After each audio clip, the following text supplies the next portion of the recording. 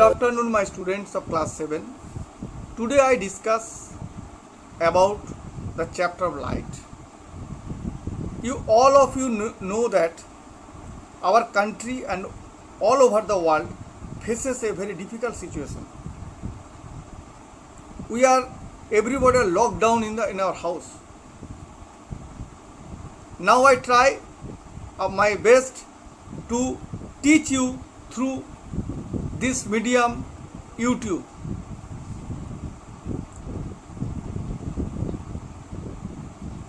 You are in class 7 and your chapter is light. You have learned in the previous class that light travels in a straight line and it can travel through vacuum. Light सीधा चलता है, इसलिए इसको हम लोग इसका motion को linear motion भी बोलते हैं एंड ये वैक्यूम के अंदर में जहाँ पर कुछ नहीं है वहाँ पर चलता है. In fact its speed is the greatest in vacuum. इसके सबसे तेज चलता है वैक्यूम पर, through which it travels at the enormous speed 3 × 10⁸ metre per second. इसका स्पीड कितना रहता है? 3 × 10⁸ मीटर पर सेकेंड, बहुत तेज है. It's speed is in another mediums is less than this. दूसरे मीडियम से कम स्पीड में चलता है लाइट, सबसे ज़्यादा चलता है वैक्यूम में. An interesting thing about the speed of light is nothing in the universe can travel at a greater speed of than the light. Light सबसे तेज चलता है. कोई भी जितना सबका स्पीड है, सबसे ज़्यादा स्पीड लाइट का है. You will understand the significance of the latter. बाद में तुमको समझ में आएगा. For the moment, let us discuss how we see and why we appear to be a particular color. हम लोग क्यों देखते हैं और क्यों वो कलर देखते हैं हम लोग. We see reflection.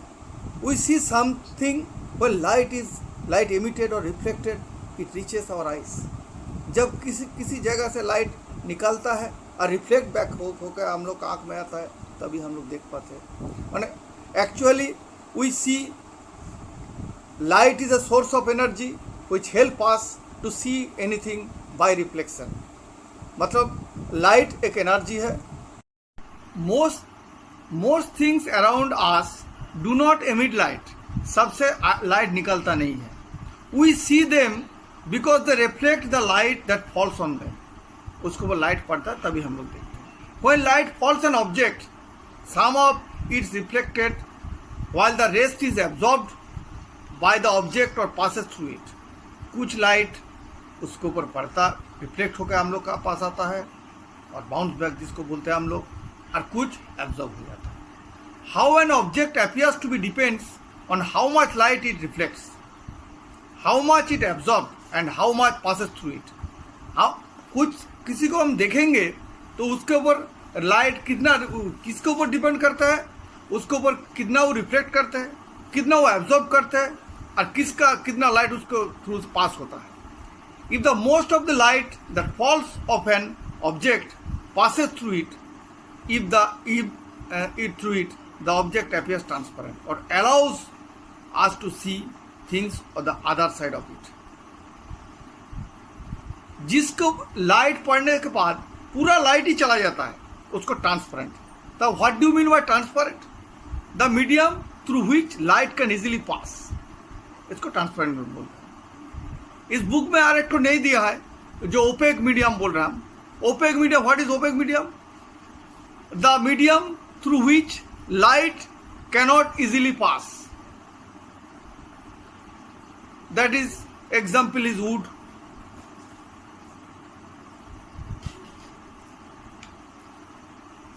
Next, regular and diffuse reflection.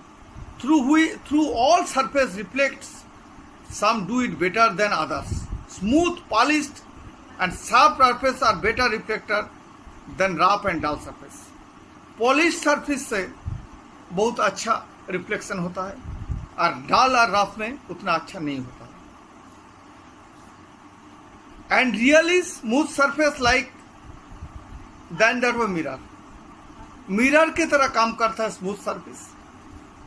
Reflects light so well that let us see clear image of the things near them.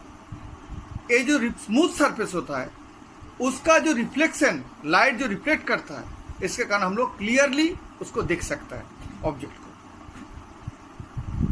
Why is it smooth surface create image while surface do not? When a parallel, इसका मतलब हुआ smooth surface क्यों create image को क्यों create करते हैं, while rough surface do not, rough surface नहीं कर पाते. रफ सरफेस मतलब जिसमें रिफ्लेक्शन नहीं ठीक से होता है. When a parallel beam of light from an object falls on a smooth surface, it remains parallel after reflection. पूरा पैरेलल हो जाता है.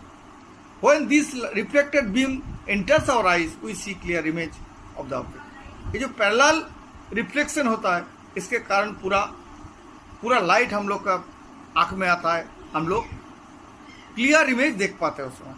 However, a beam of light from an object falls on a rough surface, the bumps, pits on the surface make the reflected rays travel in a different direction. उसके कारण होता है अलग अलग दिशा में चला जाता है, इसलिए ठीक से इमेज क्रिएट नहीं होता है. Hence, most of them enters our eyes from slightly different direction. We see a hazy image, हम लोग hazy image देखते हैं, and no image at all. Reflection from a smooth surface is called regular reflection, while the reflection from an uneven surface is called diffuse reflection. Smooth surface में जो reflection है उसका regular reflection बोलते हैं हम लोग, और अनइवन में जो होता है उसको डिफ्यूज रिफ्लेक्शन बोलते हैं. Plane mirror, the reflection of light from a perfectly smooth surface like that of mirror follow certain laws, law follow करता है जिसको बोलते हैं laws of reflection.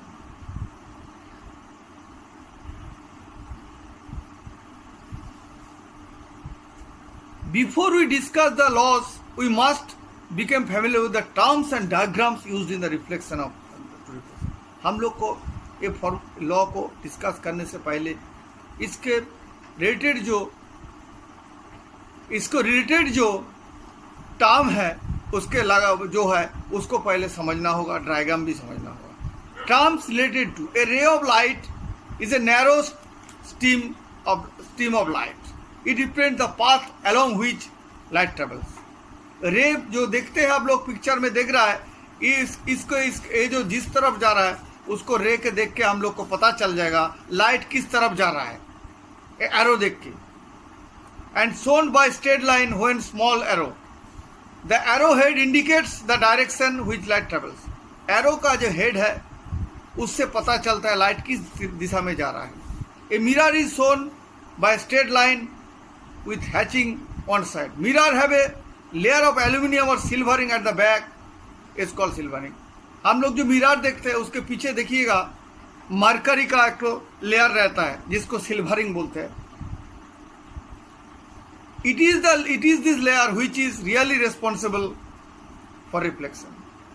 A layer के कारण रिफ्लेक्शन होता है. The hatching in a drawing of a mirror represents this layer. A diagram, a hatching in a drawing of a mirror represents layer.